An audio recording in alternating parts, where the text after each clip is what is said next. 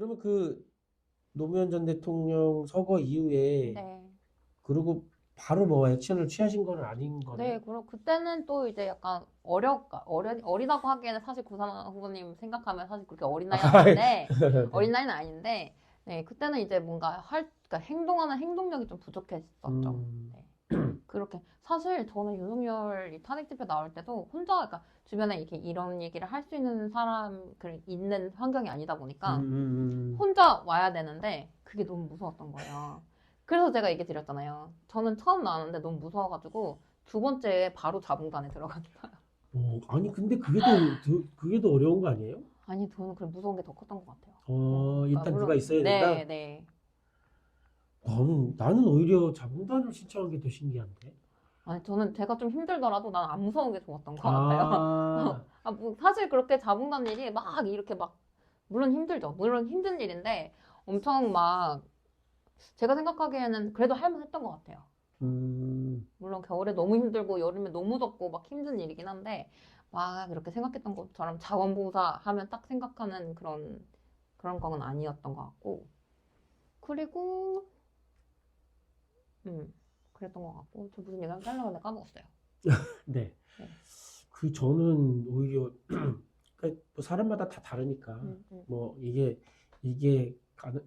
낫다 이게 안 낫다 이럴 수는 없는데 저는 물론 무서운 게 커서 했다고는 네. 하셨지만 그렇다고 해도 자봉단은 좀 더 적극적인 액션이잖아요. 그래서 그게 더 저는 대단하다고 느껴집니다. 약간 자기 변명을 좀 섞자면 네. 어쨌거나 박근혜 탄핵 때 나오셨던 분들이 나오신 분들 많으시거든요. 네, 네, 자봉단 네, 네, 쪽에. 네. 저는 이제 그 모습을 보고 약간 내가 지금이라도 좀 더 뭘 해야겠다라는 그런 부채의식도 있었던 것 같아요. 네, 네. 그냥 그, 내가 그냥 잠깐 와가지고 발만 담그고 뭐 이렇게까지는 사실 그럴 수도 있었죠, 사실은. 그럼 그 부분에 음. 대해서는 역설적으로 윤석열에게 감사하셔야 되겠네요. 네, 그렇죠. 이런 새로운 세계를, 새로운 시야를, 새로운 내, 환경과 새로운 경험을 해준 건 맞죠. 내면에 있는 네, 그동안 이렇게 네, 숨죽어 있던 네, 그 감춰져 있어서 알지 못했던 성향을 네. 물론 저도 마찬가지입니다. 그거는. 그러셨군요. 그럼 자봉단 이후에는 자봉단을 얼마나 하셨던 거예요? 자봉단을 제가 이제 11월부터 시작했고, 11월부터. 네, 그 다음에 국민주권 포럼이 언제부터 시작했죠? 국민주권 포럼 이제 거기서부터 창당을 하자 이제 얘기가 나왔을 때부터 여기로 들어왔으니까 그 전까지는 아마 계속 했던 것 같아요. 저는 오히려 국민주권 포럼 때는 활동이나 이렇게 나오지도 않았던 걸로 기억을 하고요. 네, 얼굴을 못 뵀어요. 네, 국민주권 포럼이 있다는 것도 처음 알았어요. 그때 이제 집회에 나와서 알게 된 거죠. 그런 그 선행된 그 모임이 있었구나. 그것도 나중에 알았죠. 저는 이제 막 창당하기 위해서 막 이렇게 모집하고 있는 과정에서 일부 이제 사무국 같은 개념으로 조직도 돼 있는 상태에서 왔기 때문에 한참 뒤에 온 거죠. 그래서 그때도 사실 좀 얼떨떨했어요. 근데 그 촛불 집회도 1년을 쉬셨다가 네. 오신 거고, 그때도 사실 쉬신 이유가 이제 그 약간 지도부에 약간 겁을 먹고 질려가지고 잠깐 쉰 걸로 알고 있는데, 국민주권당에는 어떻게 가입을 하시게 되셨어요? 계기가 어떻게 되시는지. 사실 질렸다라고 표현하기는 좀 그렇고요. 그날에 겁에 질렸다. 겁에 질렸다. 분위기에 질렸다. 아니 그러니까 내가 있을 곳은 아니구나 정도였어요. 이게 표현이 오히려 안 맞나? 그냥 지금도 이제 그러니까 저를 몇 번 지켜보셨으니까 네. 아시겠지만 그 같은 말을 해도 저도 어쩔 때는 pap하게는 본 적이 없으시겠구나. 그 저희 후보님 이제 출근 감식이 나갔을 때 네. 오해를 살 정도로 거의 반응을 저는 잘 안 하거든요. 이렇게 오해 어떤 오해요? 그러니까 예를 들면 뭐 이렇게 투쟁이라든가 쓰는 단어도 그런 단어를 잘 안 쓰고 이제 액션도 경찰하고의 액션도 거의 없어요. 오히려 가면 만나면 그 아침 출근 감시 할 때 현장에 가면 다른 분들은 일단 이렇게 싫어하거든요. 약간 적대. 예, 경찰 자체를 대면하는 것 자체를 싫어하는데 저는 가면 인사를 해요. 웃기지만. 근데 제가 잘했다 못했다의 개념은 웃긴 건 아니고 아니죠. 그냥 뭐랄까요? 그냥 저는 그분들도 그냥 사람이라고 생각해서 그렇게 하는 건데 근데 이제 이게 갑자기 이제 다른 사람이 나올 때가 있죠. 다른 표현을 쓰거나 그렇게 해서 한 번 준 그 대통령실 앞에서 이제 집회 끝나고 그 경비과장이 한 문장 단어에 꽂혀가지고 버럭버럭 바락바락 소리를 버벅 네. 지른 적이 있는데 아무튼 그렇습니다. 근데 어쨌든 그래서 뭐 법하게도 저에게 의외라고 하셨던 적이 있는데 꽤 강한 용어나 강한 액션을 취했던 적이 있어요. 그게 뭐 투쟁의 역사가 아니라 저도 그냥 사인으로서 그 어릴 때, 못 모를 때. 근데 시간이 지나니까 그게 인생에 전혀 도움이 되지 않더라고요. 그리고 특히나 이제 나이가 한 살 먹어가면서 더 그게 더 내 얼굴에 내가 침을 뱉는 그렇다고 뭐 제가 뭐 엄청난 인격의 소유자도 아닌데 그러기 때문에 더 그렇게 그런 걸 이렇게 걸르려고 지향하시는. 예, 방향을 갈고 앞으로도 더 그래야 될 것 같아요. 될지는 잘 모르겠어요. 저도 막 그 나이 들면 개팍해진다고 하잖아요. 괴팍해진다. 그리고 막 고집 세지고 네네네. 오히려 이게 나이가 들면 여유로워지고 뭔가 이렇게 뭐 앞에서 뭔가 큰 일이 벌어져도 뭐 아니면 젊은 사람이 뭔가 이렇게 실수를 해도 그럴 수 있지. 괜찮아. 나도 그랬어 옛날에 이럴 거라고 생각하는데 안 그런 것 같더라고요. 요만한 실수만 용납이 안 되고 나는 그런 실수 안 했는데 이러는 것 같더라고요. 근데 그러지 않았으면 하는 게 제 소망인데 잘 모르겠어요. 어떻게 될지. 근데 이제 그게 지금 하고 있는 거에도 계속 투영이 되고 있는 것 같아요. 그래서 사실 막 소리 지르고 그게 잘 안 될 때가 있어요. 그게 아마 총량의 법칙처럼 어린 나이에 이미 다 했으니까. 내 입으로 얘기 못해. 내 입으로 얘기 못한. 그래서 막 이제 집회하다 보면 막 옆에서 막 울분을 토하듯이 소리를 지르신 분들이 계신데 네. 나는 안 나와요. 그게 오히려 더 반대로 되게 차가워지고 그런 이게 단어가 좀 애매한데 공격적인 성향을 하면 거기에 이제 집중을 하는 그러니까 내가 더 조용해져야 되죠. 그걸 집중해야 되니까 그렇더라고요. 지금 그런 상황이죠. 이게 마음이 가는 대로 하면 흑역사가 되고 마음이 시키는 대로 안 하면 후회가 되고 근데 사실 흑역사가 있는 것도 후회가 되긴 되거든요. 똑같이 후회를 하는데 흑역사가 있냐 없냐의 차이. 근데 또 해야 될 때는 해야 되는 게 맞죠. 그죠. 근데 이제 그거를 이제 해야 될 때와 안 해야 될 때를 판단하는 게 현명함인데 그게 사실은 좀 어려운 것 같아요. 많이 어려운 것 어렵습니다. 같아요. 네. 정말 어렵습니다. 이거는 그래서 지금 더 오히려 공부를 더 많이 하게 되는 인생 공부를 그러니까 뭐 이게 뭐 책을 본다는 그런 개념보다는 사람 공부, 인문적인. 네, 사람 공부, 그 다음에 더 인내심을 많이 배워야 되고 더 단어를 가려야 되고 그렇더라고요. 그래서 지금 내가 내키는 대로 막 쏟아낸 말을 그렇게 하면 속은 시원할 텐데 또는 그냥 그게 나야라고 얘기하면 될 수도 있는데 그게 1년 뒤에 제가 아예 이 정당하고 관계없는 그냥 일반 사인으로 네. 일반 사인? 그것도 좀 말이 웃기네요. 어쨌든 저는 그 국민주권단의 당원인 거잖아요. 네, 그러니까 정치 고관여층. 그렇죠. 고관여층이죠. 네. 진짜 고관여층이죠. 네. 생각도 못 해봤는. 이렇게까지 고관여층. 민주당 당원일 때도 그렇게 고관여층이 네, 아니었는데 저도 그렇습니다. 근데 지금은 정말 고관여층을 네. 하고 있는데 이 고관여를 하면 할수록 말 조심해야겠다. 그럼요. 를 배우고 있습니다. 정말. 매일 그런 것 같아요. 표현도 잘해야 되고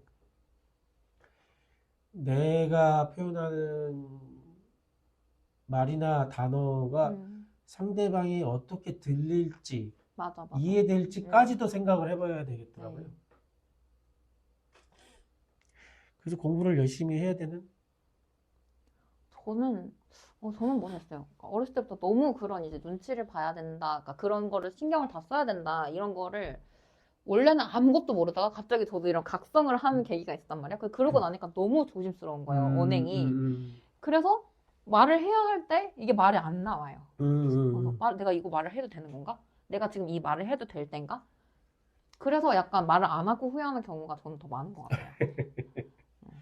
어렵죠. 네. 아니 사실 파파gem을 하고 이거를 하려고 했던 계기도 네. 할 말이 많은 것 같은데. 이게 정제되는 게 너무 힘들더라고요. 어렵죠. 네. 어렵죠. 그거 하려면 원래 그 타이밍에 툭 튀어나와야 되잖아요. 네, 알맞게. 그래야 말한 나도 속이 시원한 거고 그때 필요한 그 타이밍에 맞는 말이 튀어나와야 되는데 네. 그게 가진 성향인데 그걸 한번 이렇게 곱씹어서 돌려서 다시 나와야 돼. 일단 타이밍도 놓치고 네. 내가 원했던 그 정도의 이 폭발력도 아니고 네. 그러니까 그 다음은 타이밍 놓쳤으니까 이제 이게 안 하고 그냥 넘어가는 거죠. 맞아요. 그러다 보면 계속 말 없는 사람이 되는 외부에서 봤을 때. 맞아요. 저도 처음에 그런 줄 알았어요. 그러신 줄 알았는데, 아니시더라고. 툭 튀어나온, 그래서 약간 그런 상황이 돼야 되는구나. 이제 좀 약간 극단으로 몰려야 좀 나오는 것 같고, 그냥 평소에는 내가 굳이 얘기 안 해도 누군가 하시겠지. 약간 이런 생각이, 이거 진짜 안 좋은 건데. 아니에요. 있는 뭐 것 그렇지는 같아요. 않습니다. 네. 근데 실제로도 그래요. 이게 사실 제가 생각하는 게 사실 사람 생각은 다 또 비슷하잖아요. 그러니까 남들도 이런 생각을 하고 있다는 생각을 하면 사실 제가 굳이 얘기 안 하게 되더라고요. 네. 근데 어쨌든 간에 다 사람 생각은 그 똑같이 A라는 생각이 있지만 그거를 말로 하냐 안 하냐는 또 다른 문제라서 이거를 좀 잘 했으면 좋겠습니다. 저도 지금 이야기하신 그 얘기 그래 다 비슷한 생각을 할 거야 어떤 상황에 대해서. 그래서 특히 이제 이 윤석열이라는 사람이 대통령이 됐는데 그래 누군가 알아서 싸워주겠지. 그래 싸워줄 거야. 그래 저 사람들 나와서 싸우고 있네. 그러면 나는 옆에서 뒤에서 응원하면서 그냥 지켜만 봐야겠네. 그렇게 했다면 지금의 결과들이 이어지지 않겠죠. 그럼요. 근데 그러고 있으면 안 되더라고요. 안 바뀌더라고요. 그래서 박근혜 때 그렇게 결국에 많은 사람들이 싸워주셨지만 윤석열이 나온 것처럼. 맞아요. 거기서 잘 잉태시켜갖고 나왔죠. 그래서 결국에는 해야 하더라고요. 말을 해야 하고 얘기를 해야 되고 그게 보통은 너무 튀어. 이런 표현을 이게 닉네임처럼 받게 되는데 말을 해야 하더라고요. 계속 그러기 때문에 그 보수나 우파 쪽에서는 그만 좀 해. 이제 좀 조용히 합시다. 입 좀 다물라. 그래서 세월호 유가족 분들에게도 그만 좀 해. 입 다물어. 이런 얘기를 계속 하는 거죠. 어떻게 다물어요? 말을 해야지. 해결이 안 됐는데. 그럼 해결을 해주든가. 근데 계속 해결이 안 됐는데 울분이 아직 남아있고 용서가 안 되는데 자꾸 입을 다물라고 하니 보통은 그게 미덕처럼 배웠죠. 그래, 계속 있네. 하지 말고 그래 다른 사람들 불편하게 하지 말고 입 다물고 내가 이렇게 가슴에 묻고 그렇게 가슴에 자꾸 묻으래. 여기가 얼마나 크다고. 그러고 살아라고 했죠. 그걸 한이라고 표현하면서 뭐 우리는 민족. 한의 민족이라고 하면서 근데 그러면 안 되는 것 같아요. 네, 맞습니다. 지금 이해가 안 되는 제 부모님 세대나 그런 분들 가운데도 그거를 미덕으로 생각했던 분들은 있는 것 같고 그게 이제 그거를 이렇게 활성화되지 못해서 깨닫지 못해서 아직도 계속 묻자 그래 내가 묻고 말지 이러고 사시는 분들이 계셔서 안타깝죠. 근데 뭐 그게 말로 뭐 말한다고 되는 문제는 아닌 것 같아요. 사실 그분들 입장에서는 그렇죠. 본인들은 그렇게 살아오셨으니까. 네네네. 나는 그렇게 참고 다 살았는데 이제 와서 너네들은 뭐가 그렇게 그 문제야. 이렇게 생각하실 수는 있는데 사실 그분들도 겪어서는 안 됐던 일들인 맞아요. 거죠. 네, 맞아요, 네. 맞아요. 그거를 이제라도 바꾸려고 하는데 네, 참 어려운 일이죠. 자꾸 그런 말을 하는 사람을 자꾸 분란을 일으킨다고 얘기하죠. 물론 뭐 분란을 일으키려고 이렇게 문제를 제기하는 사람 있지만 그쵸. 있지만 얘기를 해야 바뀌죠, 사회가. 지금까지 우리 사회가 바뀌어온 건 문제를 제기하고 그 문제를 해결하기 위해서 노력해온 과정들 때문에 지금 여기 요 자리에 와 있는 건데 그럼요. 계속 조용히 하라고 하면 바뀌지 않겠죠. 발전도 없을 거고. 맞아요. 그냥 수동적으로 계속 따라가면서 해야 되니까. 어쨌든 그런 것 같습니다. 지금 그 얘기에는 굉장히 동감이 됩니다. 그래서 이렇게 얘기해 보면 저는 그런 생각이 들어요. 이런 생각은 얼마나 인생의 경험이 있느냐 없느냐의 문제도 아닌 것 같고 지식이 얼마나 있느냐, 뭐 학교를 뭐 고등학교를 졸업했느냐, 대학교를 졸업했느냐, 뭐 박사냐 아니냐, 뭐 돈이 많으냐 이런 문제도 아닌 것 같고요. 그런 걸로 얘기할 수 없는 차원의 문제 같아요. 그래서 동시대를 살아가는 뭐 아까도 이제 식사하면서 그런 얘기를 했는데 네가 그 시제를 알아? 네가 그때를 알아? 라고 얘기하는 게 아무 의미가 없는 게 결국 지금 동시대를 살아가는 이 순간에 겪는 거는 똑같다고 보거든요. 물론 디테일하게 뭐 제가 6.25 전쟁을 겪지 않았기 때문에 그 참혹한 거는 알 수 없죠, 당연히. 그럼 그걸 모르는 것도 인정해야겠죠. 맞아. 그럼 그걸 모른다고 그때 얘기를 아예 입도 뻥끗 안 할 수는 없잖아요. 그 세대가 달라졌잖아요. 지금은 6.25 세대가 아니니까. 그죠. 그것도 잘못된? 그러니까 약간 시대 착오적인? 네네네네. 그런 것 같아요. 그러면 계속 그때만 곱씹고 살 수는 없잖아요. 니들은 그 시대를 모르니까. 그러면 그분들도 우리 시대를 모르잖아요. 그럼요. 알려고 안 하죠. 왜 너희들은 그냥 이렇게 표현하면 왜 너희들은 그 시대를 모르면서 자꾸 그 시대를 비판만 하느냐. 그럼 일단 물어봐야 되지 않을까? 저는 왜 약간 그러는지. 왜 어떤 지점이 문제로 느껴져서 뭐가 힘들거나 아니면 그 부분에 뭐가 궁금해서 자꾸 그거를 얘기하는지를 좀 들어봐야 되는 거 아니에요? 그냥 니네가 그 시절을 모르잖아. 그러니까 입 다물어. 이거는 아닌 것 같아요. 일단 뭐 저는 그런 정도의 생각을 가지고 있습니다.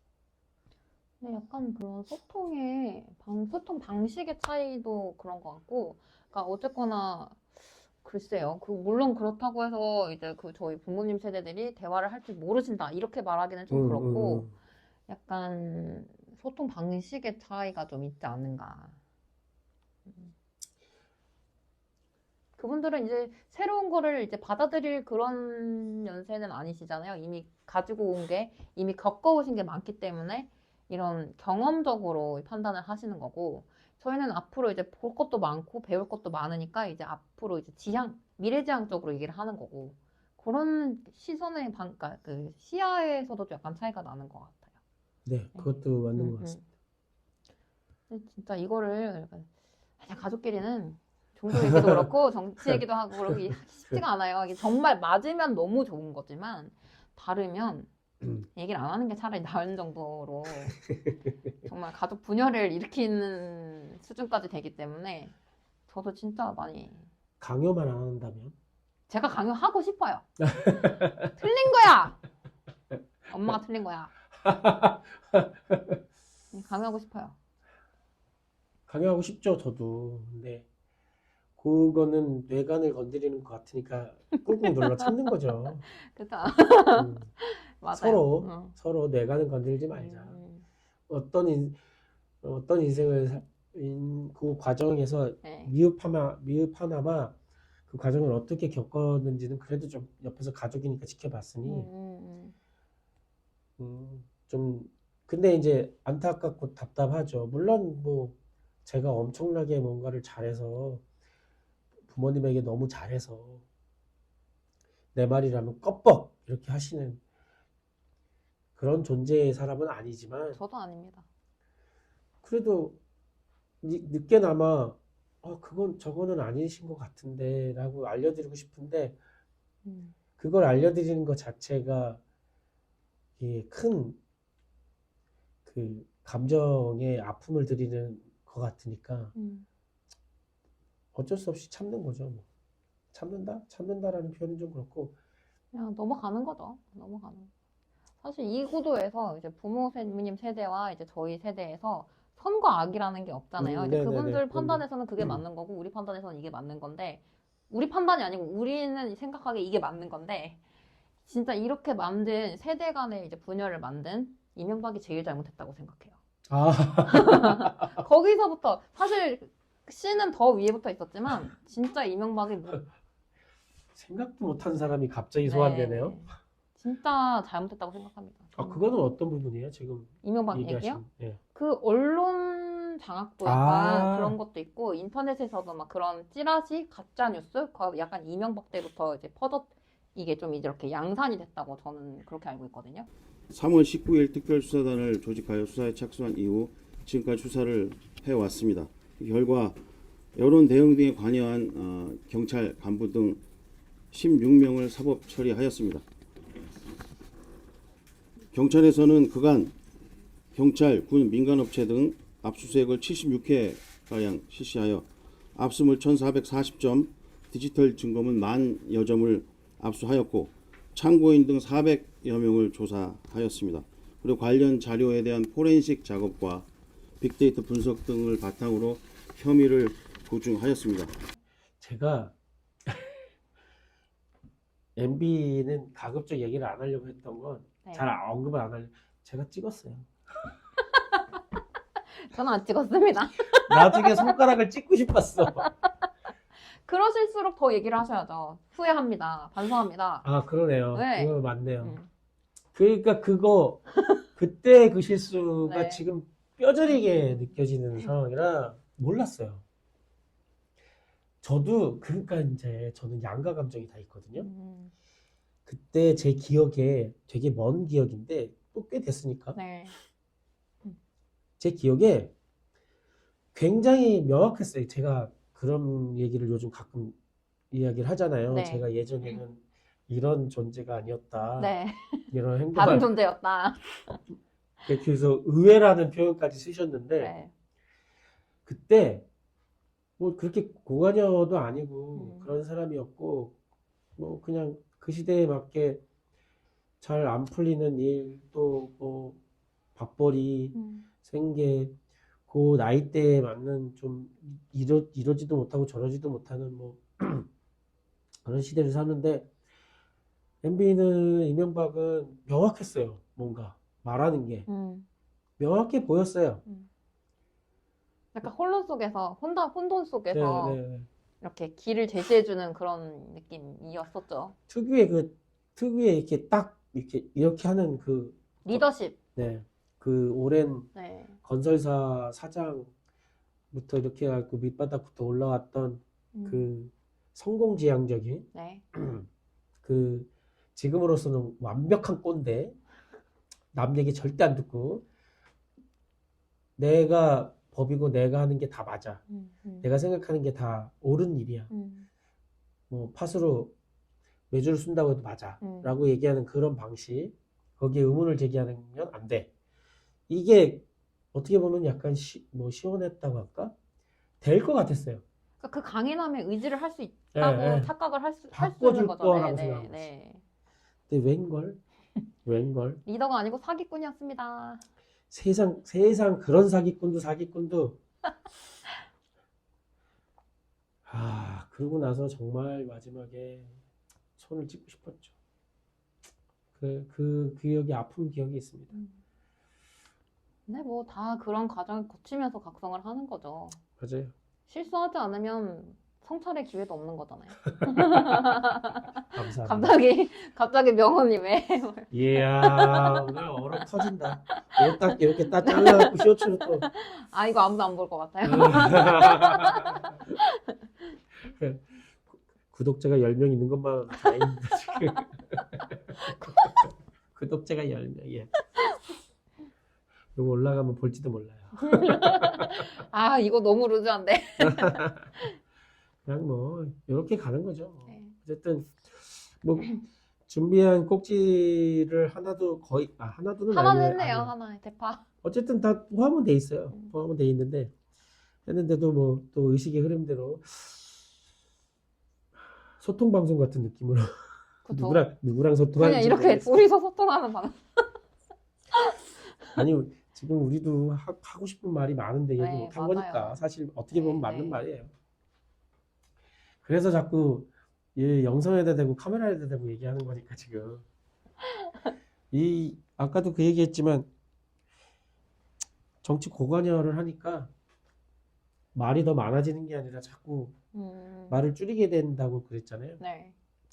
그래서 자꾸 또 싸우면 그게 또 병이 될까 봐 이렇게 얘기해야 되는 게 맞는 것 같아요. 어떤 식으로 됐던 물론 이제 제가 가장 좋은 건 조금 이견이 있거나 뭐 저희가 어떤 윤석열 탄핵이라는 하나의 주제를 가지고 한 방향으로 달려가고는 있으나 계속 요즘엔 저는 그 생각이 자꾸 들거든요. 물론 그때 창당할 때도 그 생각이 들었는데 네. 지금 특히나 총선을 앞두고 그 생각이 들어요. 이렇게 경주마처럼 양쪽을 가리고 한 방향으로 달려가는데 그 방향으로 달려갈 때 달려가고자 해서 모든 사람들이 그 방향을 바라보고 있을 때 힘과 시너지는 있으나 만약 그 목표를 이루는 게 맞죠. 그 목표를 이뤄야 하는 거니까 네. 그거는 안 되면 안 되는 건데 그 다음엔 뭐가 올까가 자꾸 요즘엔 자꾸 머릿속에 자꾸 퀘스천 마크가 떠요. 윤석열 탄핵이 되고 난 다음에? 네. 뭐 가깝게는 탄핵보다도 가깝게는 총선이 끝난다면 4월 10일 이후에는 막 경주마처럼 모든 사람들이 여타의 것들을 다 그냥 우선 이거부터 하면서 막 달려왔단 말이에요. 특히나 저희는 국민주권당은 창당도 그런 과정으로 왔고 네.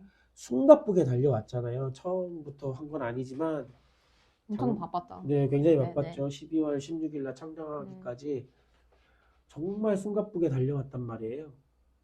물론 뭐 저는 거기에 많은 부분 참여하지 못했기 때문에 저는 덜 숨가빴지만 그렇게 달려와서 창당을 하고도 또 그때도 또 그 숨가빴던 것 때문에 헐떡였던 순간이 있고 지금도 또 그럴 것 같고 근데 또 이런 얘기를 했을 때 어떤 분은 이런 얘기를 하셨어요. 그것도 과정이다. 그렇게 얘기를 하셔서 맞지. 그것도 과정이지. 필요한 과정이라고 생각하면서도 요즘 계속 드는 생각은 4월 10일 이후에는 국민주권당은 또 어떤 모습으로 있을 거고 이 국민주권당의 모습은 크게는 5천에서 6천 명이 되는 당원의 모습과 작게는 100에서 200명 안쪽에 있는 권리당원의 모습들이 음. 합쳐져서 국민주권당의 모습이 되는 건데 네. 4월 10일 이후에는 또 어떤 모습으로 이 사람들의 모습이 비춰질까, 나타날까 모르겠어요. 이게 무슨 약간 노인네 같은 생각 같은지도 모르겠는데 요즘 계속 그 생각이 드는 것 같아요. 4월 10일이 지난다면 그 이후에는 어떤 모습으로 또 이 구성원들이 당원이라는 구성원들이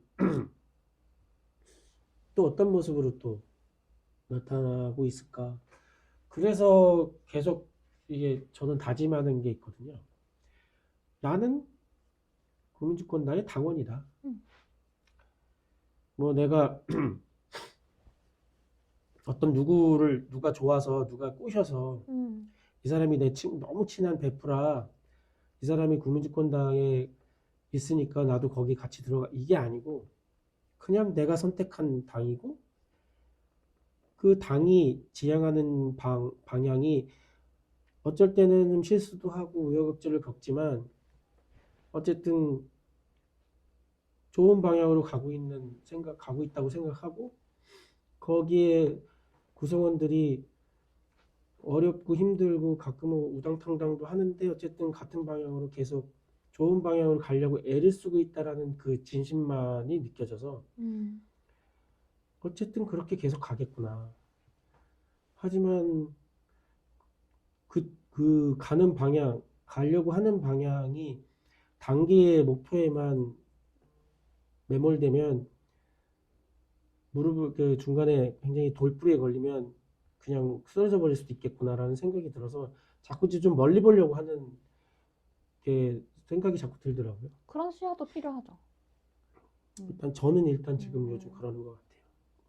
근데 저는 사실 뭐 이런 거에 대한 경험이 별로 없고 이런 것뿐만 아니고 저는 사실 이제 막 그 삶을 막 내가 뭐 어떤 가지고 있는 데이터를 기반으로 판단하기에는 제가 아직도 어리다고 생각을 하기 때문에 글쎄요. 저는 어떻게 생각하냐면 물론 이제 밖에서 우리 당을 보는 시선도 중요하지만 그런 것도 중요하지만 어쨌거나 저희는 그러니까 진심이라는 게 있는 거잖아요. 윤석열 네네. 탄핵. 네네. 그리고 사실 그 이후에도 사실 저희는 뭐 국가 여러 전반에서 좀 이렇게 됐으면 좋겠다.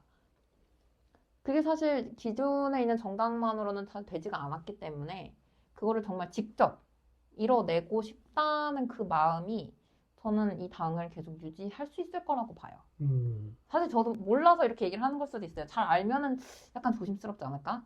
몰라서 이렇게 얘기하는 걸 수도 있죠. 근데 사람의 진심이 제일 다른 사람에게 전해지는 방식 중에 제일 그 뭐라고 하죠? 1차원적으로 제일 와닿는 방식이라고 생각해요. 진심이라는 게. 아무리 뭐 한동훈 뭐 이렇게 말을 해도 사실 그건 다 진심이 아니잖아요.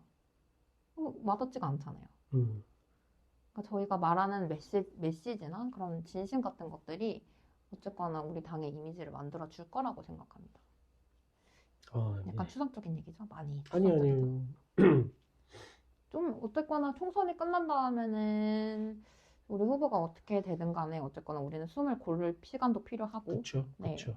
어쨌거나 이제 총선이 끝난 후에 우리가 전면에 내세운 윤석열 탄핵이 바로 이어지는 건 아니기 때문에 저희가 그런 여론을 만드는데도 계속 힘을 쓸 거고 그 다음에는 또 이제 그렇긴 하네요. 그 다음에 탄핵이 되고 난 다음에 저는 이미 탄핵이 됐다고 생각을 하니까 네. 아유, 대구도 남죠 지금. 네. 해야죠. 네. 반드시. 과반으로 이제 탄핵을 되고 난 다음에 그때는 정말 우리 진심을 어떻게 계속 활동을 해야겠죠. 맞습니다. 어쨌든 계속 지속될 것이고 음. 그렇게 그냥 역사 속으로 순간적으로 잠깐 나타났다 사라지는 그게 아닐 거라는 것만큼은 네. 분명해 보여서 네. 그래서 좋습니다.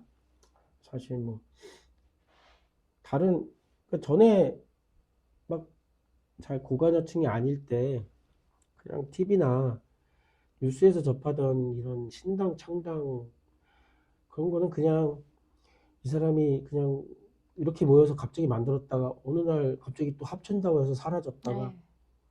이런 게 아니라 음. 유지하는 것을 기반으로 하고 음. 협력하고 그리고 지금 이 예전과 다른 이 정치 생태계도 그런 것 같아요. 그렇게 막 정치인들끼리 그냥 합치고 다시 이렇게 나눠지고 자기네들끼리 그냥 합쳤다가 나눴다 이런 개념이 아니라 그거를 어떤 연합이라는 개념 그리고 정체성을 가지고 가야 된다는 거. 그 정체성을 가지지 못하고 계속 흐릿하게 가면은 결국 어떤 정당처럼 사장되고 막. 사장되고 말 수밖에 없다는 거. 그걸 명확하게 그러니까 시대나 이 트렌드가 완전히 바뀐 것 같아요. 그런 부분들이 이 당에 함께하고 있는 저도 그렇고 파파게 또 이렇게 만나게 된 게 굉장히 좋은 타이밍에 네. 만나게 된 게 아닌가 그런 생각을 해봅니다. 그 저는 개인적으로 우리 당이 굉장히 자랑스러운 이유 중에 네네. 하나가 우리가 말하고자 하는 메시지는 굉장히 선명하고 뚜렷해요. 네네네. 어느 당에서도 이렇게까지 얘기하지 않고 없죠. 그리고 그 기조가 비슷하더라도 저희는 그거를 더 강하게 얘기하잖아요. 이럴 게 없어서 그런 거죠. 이런 당이 필요합니다. 네, 맞습니다. 네. 정말 시의적절하게 아무도 아직은 많이 주목하지 않으시지만 이런 서사를 쌓아가는 것도 굉장히 중요하다고 생각해요. 그 시대가 만든 것 같아요. 맞아요. 네. 그게 뭐 이 시대가 요구하는 시대 정신이 어떻게 또 흘러갈지는 알 수가 없겠으나 그 순간을 살고 있기 때문에 네. 모르겠습니다. 지금 이야기하신 게 너무 와닿는 것 같습니다. 오늘은 좀 이야기의 주제들이나 얘기들이 좋네요. 좋은 언제는 것 안 같아요. 좋았나요? 저희 2번밖에 안 됐는데. 저번에도 좋지 않았어요? 그렇습니다. 네. 매번 이제 업그레이드를 하고 네. 약간 그 전문 방송인이 아님에도 불구하고 전문 방송인이 아닙니다. 그게 아니죠. 일반인. 저는 이런 이야기를 나누는 게 술자리나 이런 데만 가능한 줄 알았거든요. 네. 근데 그런 거가 없이 이렇게 긴 시간을 이런 주제로 이렇게 이야기하는 것 자체도 신기할 뿐더러 그럴 수 있는 사람이 존재하는 것 자체도 신기합니다. 맞아요. 전에는 불가능했어요. 그렇죠. 저는 사실 이 당에 들어와서도 이런 얘기를 이렇게 해본 적이 없어요. 아, 네네. 네.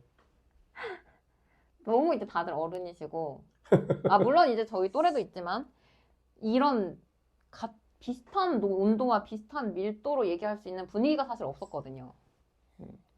근데 사실 오늘은 쿤사나 후보님 얘기를 좀 더 하고 싶었는데, 그런 얘기 할 시간도 없을 정도로, 네.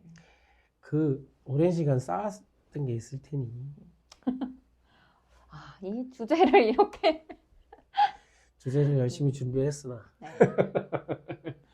아니, 근데 애초에 목적에 맞는 것 같아요, 저는. 원래 하려고 했던 게, 하고 싶었던 게, 이게 사실은 핑계는, 파파게를 핑계를 댔으나, 네. 저도 잘 모르겠어요.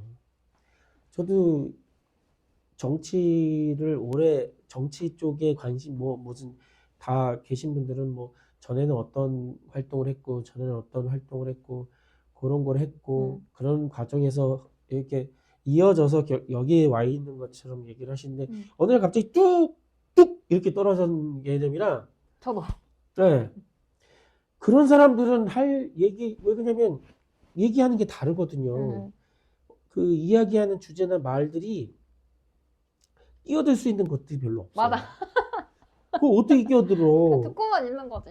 어떤 역사의 한 축의 흐름에 쭉 이어져서 있어야 끼어들 수 있는데 나는 없어. 맞아. 저는 없어요. 그 어떤 흐름 속에 없어요. 타임라인에 없다 보니까 약간 교육의 현장 같은 예, 분위기. 예. 그러니까 거기 갑자기 결국엔 이제 그나마 할 수 있는 건 질문. 그것도 처음에는 못했죠. 왜냐면 바보 같을까봐. 전 지금도 못하겠어요. 아니 다 무슨 얘기를 이쪽에서 무슨 얘기를 하면 그치 그때 그때 무슨 당 뭐 예를 들면 무슨 뭐 노동당 뭐 이런 얘기를 하잖아요. 그 당 이름을 서로 알아 막. 같은 시간을 공유하셨으니까. 나는 그 당이 있었는지도 몰라. 맞아, 맞아. 이런 맞아.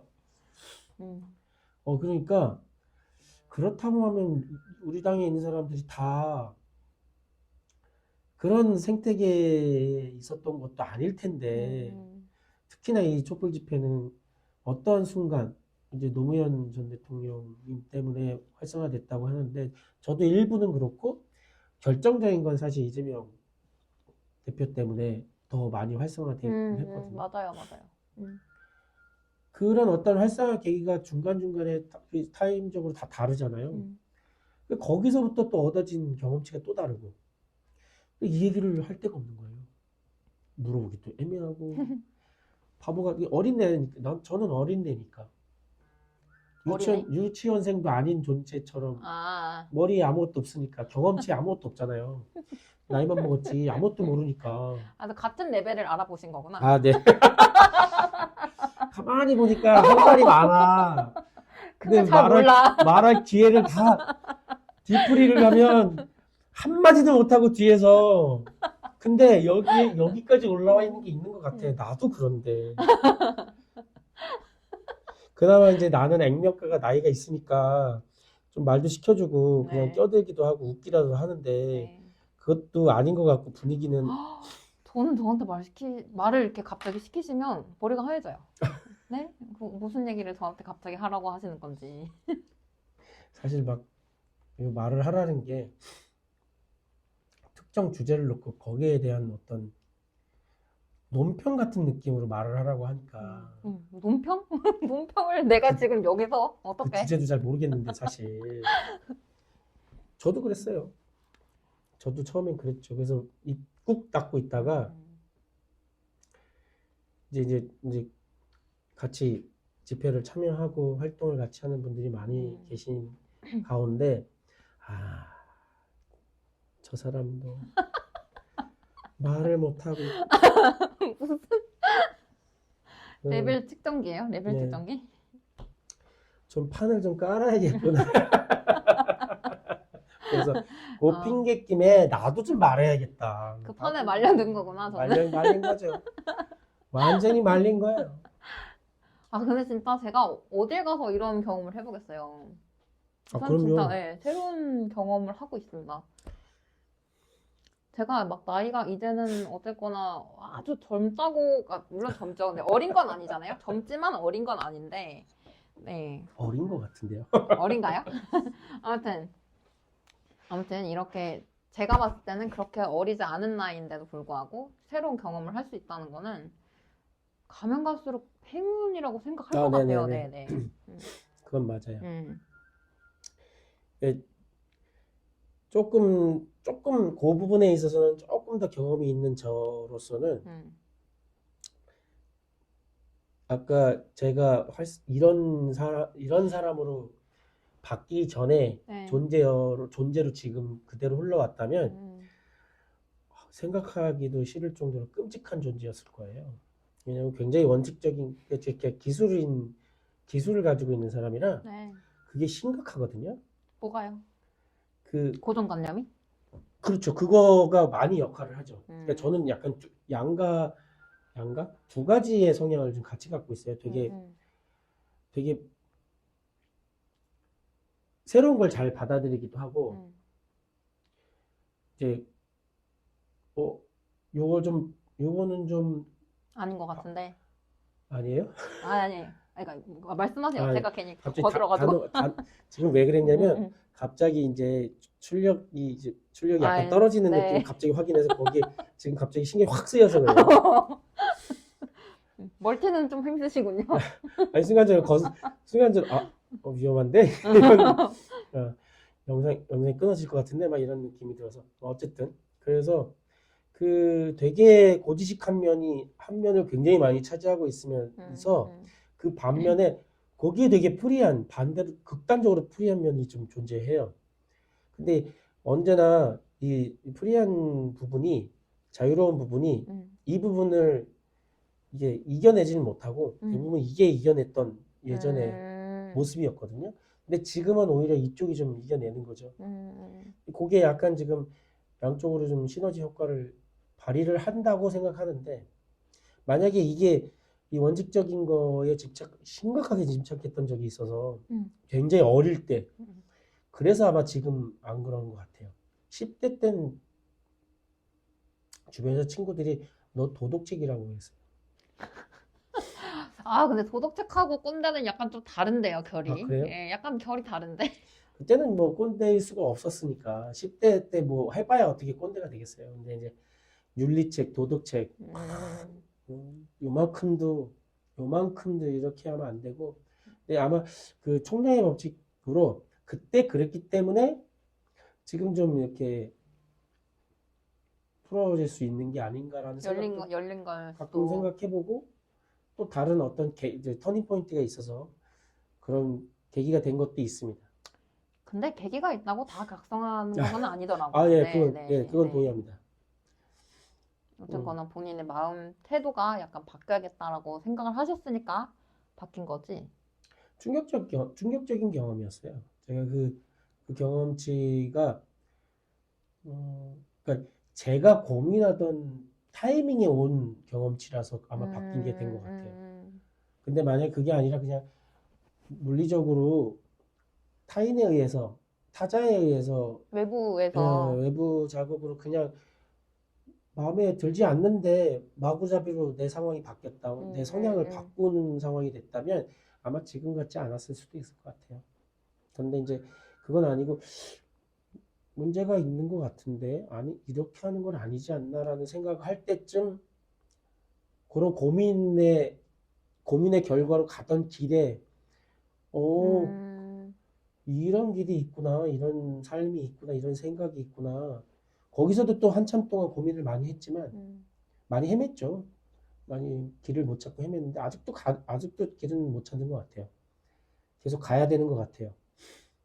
또 이제 정당인이 되고 정치라는 거에 이게 오면서 아까도 말씀드렸다시피 지금 또 다시 또 공부해야 되는 새로운 인종, 새로운 생태계를 만났기 때문에 또 공부해야 되는 그런 상황이 된 것 같아요. 그래서 사실 물리적인 나이는 차이가 많이 나지만 생각은 아마 똑같을 것 같아요. 별반 차이 나지 않는? 아, 근데 저는 사람이 죽기 전에 완성이 되는 거는 성인밖에 없다고 생각하는데 네, 다 일반인이니까. 맞아요. 그래서 다 똑같습니다. 그래서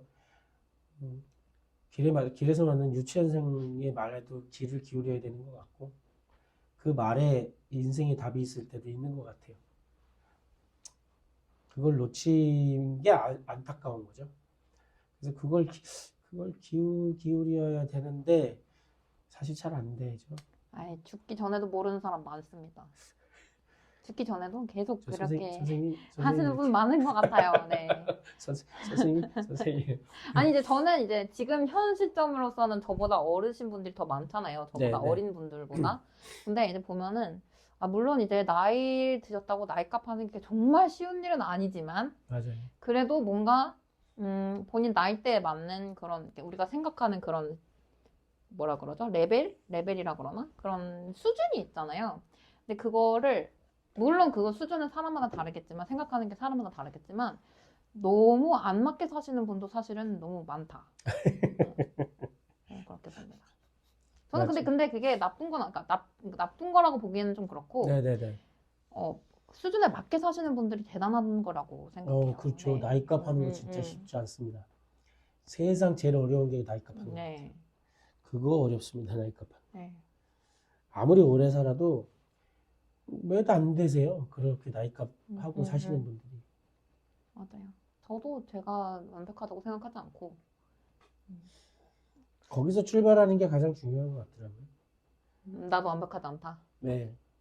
그래야 완벽하지 않은 사람을 봤을 때 그래 완벽하지 않을 수 있지. 단 그 완벽하지 않은 사람과 이야기를 했을 때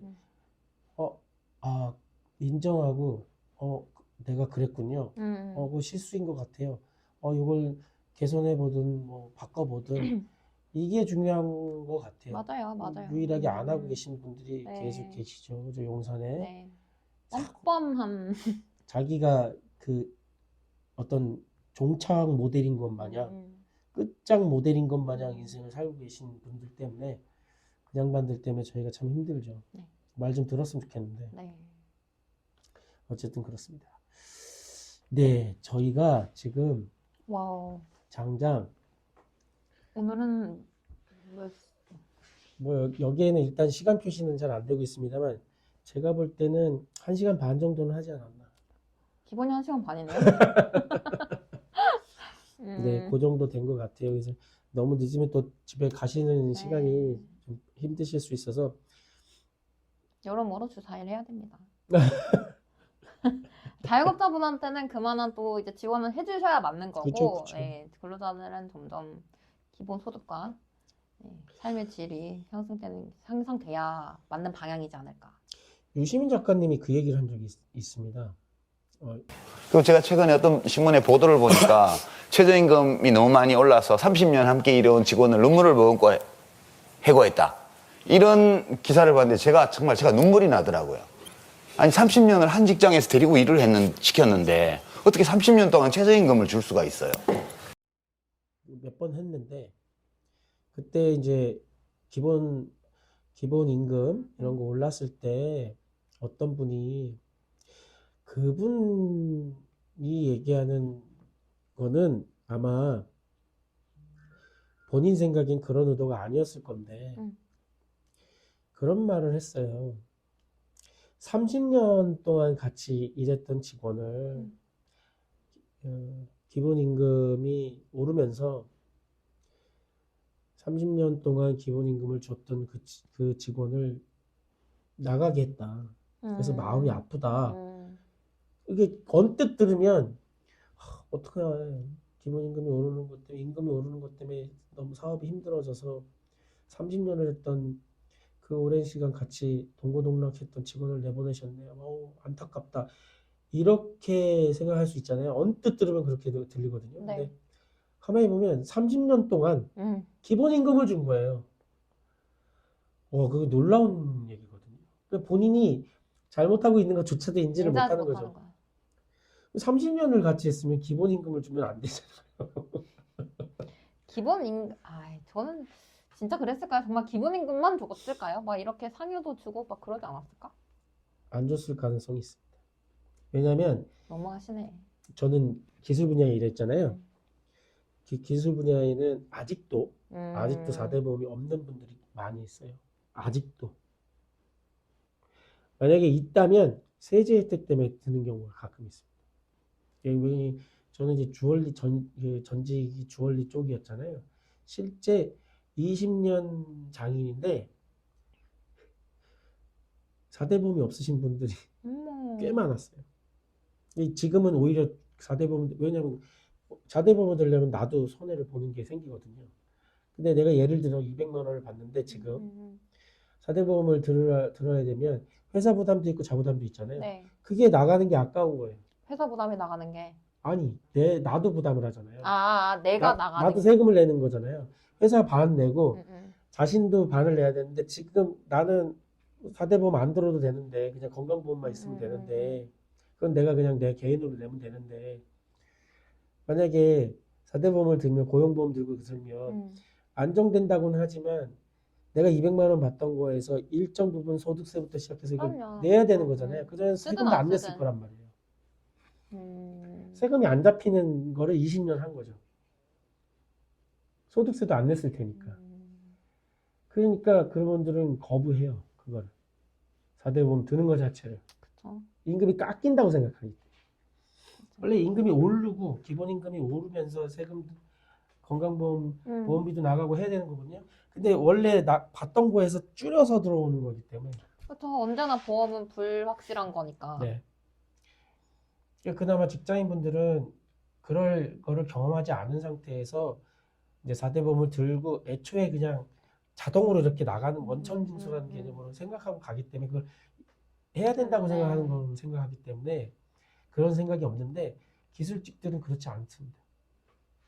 안 그런 경우가 꽤 많습니다. 그러니까 이해가 안 돼요. 그러니까 오히려 내가 손해를 받는 건데 그 30년 일했던 분도 본인은 안타까웠을 수 있어요. 사장님이 안타까운 게 아니라 자기가 30년 동안 기본임금밖에 못 받은 거를 당연하다고 생각할 수도 있는 거예요. 아, 그게 굉장히 안타까운 거죠.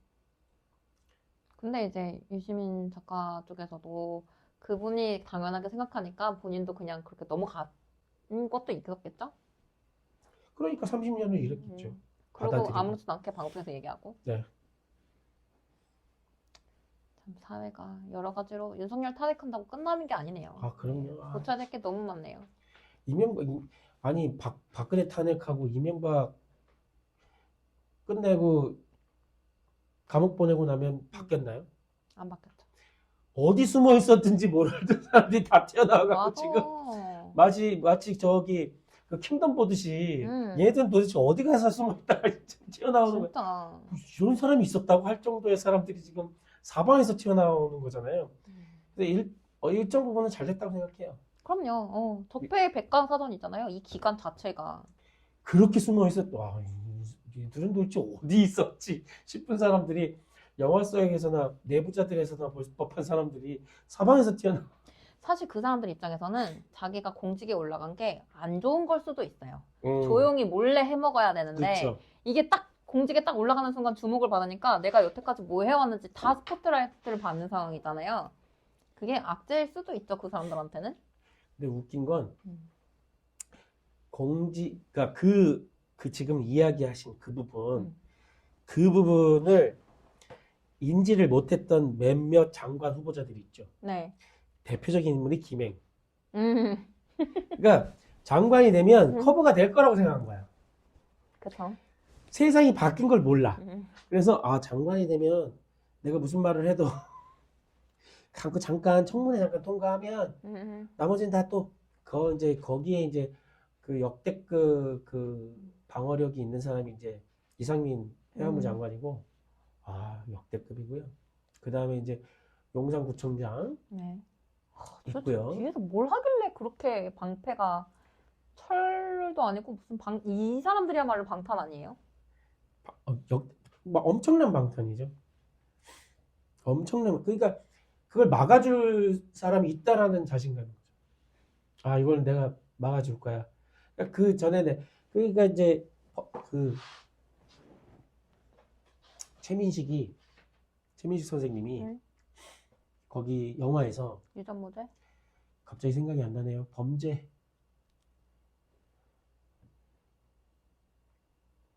그 부산 배경으로 한 범죄와의 전쟁. 범죄 많이 어디서 맞나요? 당하고.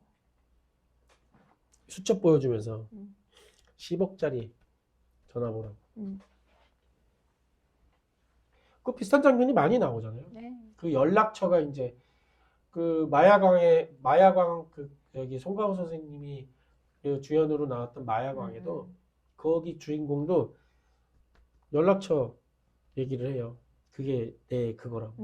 나중에 다 등 돌리지만 결과적으로는 그걸 믿고 있었던 거죠. 내가 약치고 먹이고 이런 것들을 믿었던 거지. 그런 걸 바로 손바닥으로 하늘을 가린다. 그게 먹히던 시절이 있었던 건데 지금은 이제 안 되는 거죠. 근데 아직도 그걸 모른다. 그게 안 된다. 다른 세상이 됐는데 아직도 예전의 세상처럼. 그러니까 이제 YTN 팔아먹고 KBS 입 닫게 시키고. 네. 이게 얼마나 갈 것인가. 근데 진짜 저는 이 언론 장악에 대한 부분은 영화에서보다 더한 부분으로 나온다. 물론 다른 부분도 영화보다 더하지만 픽션보다 더 많지만 이렇게 구체적으로 언론 장악을 자세하게 볼 수 있는 정권은 진짜 유일무이는 아니다. 유일무이는 아닌데 아무튼 이렇게까지 구체적으로 볼 수 있었다. 볼 수 있는 기회였다. 이동관이 처음에 시작했을 때는 가려져 있었어요. 정보가 없으니까. 네, 그때 유튜브가 활성화돼 있을 때도 아니고. 근데 지금은 실시간으로 네, 현장에서 그대로 보고 있잖아요. 그러니까 또 새로운 세상인 거죠. 그런데 아직 저들은 70년대, 80년대에 살고 있다. 맞아요. 거기서 아직도 못 벗어나고 있다. 그래서 우리가 더 많은 활동을 해야 된다고 네, 맞아요. 생각합니다. 최근에 이제 뭐 유튜브 채널이나 이런 것들도 손을 대려고 애를 쓰고 있는데 그게 쉽지는 않을 거라는 거. 그래서 더욱더 저희 국민주권당의 당원, 국민주권당 같은 당이 더욱더 말을 해야 되고 얘기를 해야 되고. 네. 그러면 또 이제 막 도와주시겠다는 분들이 생기지 않을까요? 그럼요. 제발 그러시기를. 그리고 저희 자체에서도 어쨌거나 계속 공부를 해서 발전을 시켜 나가야 된다는 점. 네, 맞아요. 그래서 자꾸 배워야 될 거라는 생각이 자꾸 들어요. 근데 최근에는 좀 약간 과부하가 걸리긴 했습니다. 네. 너무 많아요. 그래서 그렇긴 한데 어찌됐든 가장 기본인 것부터 다시 배우고 공부하고. 그래서 자꾸 저는 사람이라는 단어가 계속, 그래서 노무현 전 대통령의 그 다큐멘터리도 다시 보는데 정치는 결국에는 사람이 하는 것 같아요. 어떤 정치 공학 얘기도 나오고 정치 또 돈 얘기도 나오고 막 여러 가지 얘기 나오는데 결국엔 사람이어서 사람을 아는 게, 사람 공부하는 게 정치인 것 같아요. 일단 지금까지 깨달은 지점은 저는 그 정도. 더 배워야 될 게 많이 있겠지만. 아무튼 저희는 아직도 갈 길이 너무 많기 때문에 멀리 보시고 무리하지 마시고. 네, 산 넘어 산입니다. 네. 100m 달리기가 아니니까. 맞아요. 네. 맞아요. 긴 호흡이어야 될 것 같아요. 네. 좀 맞는 말씀이에요. 그래서 오늘 여기까지 하도록 하겠습니다. 알겠습니다. 오늘 긴 시간, 네. 그래도, 그러니까 맨날 첫 시작할 때는 막 그러시는데 얘기가 딱 나오면 저도 오늘은 좀 이렇게 질문도 좀 드리고 첫 시간에는 제 말만 했잖아요. 사실. 아니에요. 그래서 저도 얘기했어요. 인생 서사를 다 읊듯이 제일 꼰대가 많이 하는 거, 내 인생 얘기하고. 근데 그래서- 저는 근데 너무 얼어 있어가지고 저는 하라 그래도 못했을 거예요. 그래서 오늘은 저도 질문을 좀 드리고 어떤 그런 부분들 이야기를 나눌 수 있어서 너무 좋았고요. 네. 그래서 어쨌든 매번 긴 거는 좋은 거는 아니니까 네. 어쨌든 이제 자꾸 네네. 얘기하다 보면 짧아질 네. 것 같거든요. 맞아요. 그래서 가능하면 좀 가급적이면 일주일에 한 번, 도저히 상황이 안 되거나 여타의 상황들이 되면 조금 2주에 한 번이라도. 상관없죠. 어차피 라이브는 아니니까. 네네네. 그래서 우리끼리 꾸준히 하는 게 중요하다는 말씀하시는 라이브가 거죠? 아닐 수 얼마나 될지는 잘 모르겠어요, 저도. 지금 왜 2명 시청 중이시지? 아니 누가 보시는 거지? 2명 시청 중이야. 깜짝 놀랐네요. 어쨌든 그렇습니다. 그래서 갑자기 나 아무 말도 못 하겠잖아요. 아닙니다, 독립군님. 녹방 아니고요. 라이브를 빙자한 녹방입니다. 너무 반갑습니다. 거봐, 내가 독립군님이 질 줄 알았어.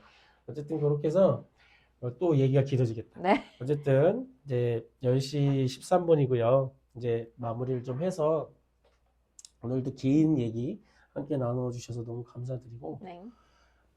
자주 이렇게 해서 소위 말하는 정치 초보인 사람들이 네. 자기 생각을 좀 가볍게 얘기할 수 있는, 나중에는 또 그런 분들 또 있겠죠. 저희 둘만 있는 건 아닐 테니. 그런 분들도 같이 얘기 나눌 수 있는 시간이 만들어지면 네. 더 좋겠고요. 자꾸 이렇게 한번 해보시죠. 네. 네. 알겠습니다. 오늘 고생 많으셨고요. 오늘 굉장히 많은 말을 하신 팝하게 저는 바보 카프카였습니다. 시청해주셔서 감사하고요. 네. 그새 한 명이 줄었네요. 또 뵙겠습니다. 또 뵙겠습니다. 감사합니다. 고생하셨습니다. 고생하셨습니다. 나갔어.